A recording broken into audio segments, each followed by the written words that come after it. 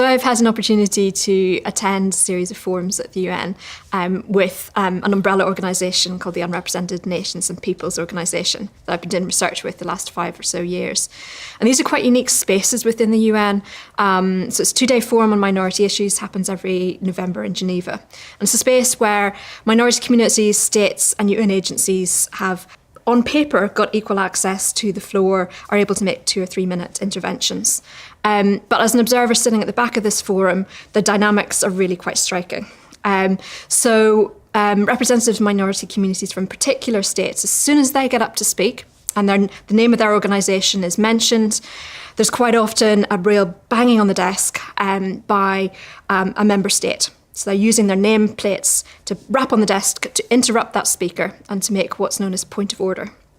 So this was particularly apparent at the forum in 2016, when a series of states interrupted minority communities who were based in China, Ethiopia, Pakistan, Iran, to really challenge both what that minority representative was saying, but also their very presence in the room.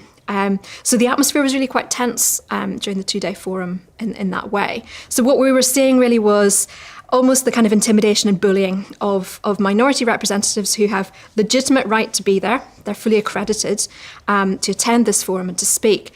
But their speech being cut off, they're being intimidated.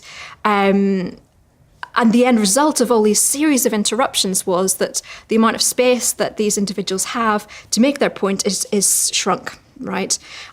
So it becomes almost like a farce with series of interruption, and actually the debate doesn't move forward. We've been doing a project called the Unrepresented Diplomats project. It's a collaborative project with myself here in Oxford, the Unrepresented Nations and Peoples Organisation and Tibet Justice Centre. So we got some funding from the ESRC via their Impacts Acceleration account. And it enabled us to do a series of events.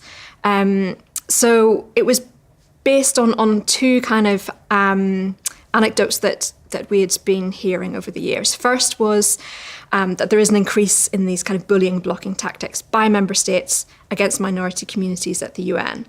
And second, a realisation that actually amongst this community of representatives from stateless nations, there's actually a lot of experience of doing diplomacy. So we wanted to explore both of those dynamics in a bit more detail. So one of the first things we did was we ran a series of 3 what we called skills sharing workshops.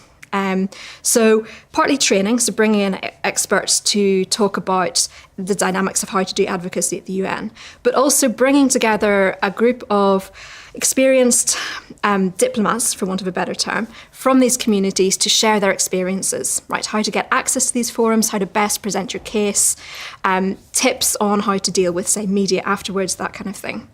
So off the back of those 3 skills sharing workshops, we pulled together the training, and we've published a training guide, which is now freely available.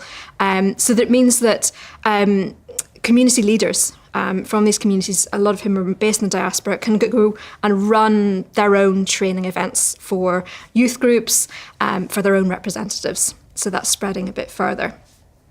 So we had a train the trainer event to make sure that training pack was working. The other thing we've been doing is we've been doing a series of online surveys and interviews with a number of these representatives, really to document examples of intimidation, bullying and blocking that they've experienced at the UN. And what we're doing at the minute is pulling together those different pieces of evidence into a report that we'll present to the Human Rights Council to really document the extent to which this is happening. And to really call for, to give evidence of that, but also to call for a shift in the culture and the practices of what happens at the UN. That this can't go unnoticed. There needs to be more discussion. There needs to be points of contact within the UN, that if there is an issue with security, if someone feels that they're not safe within that space, that they can turn to that.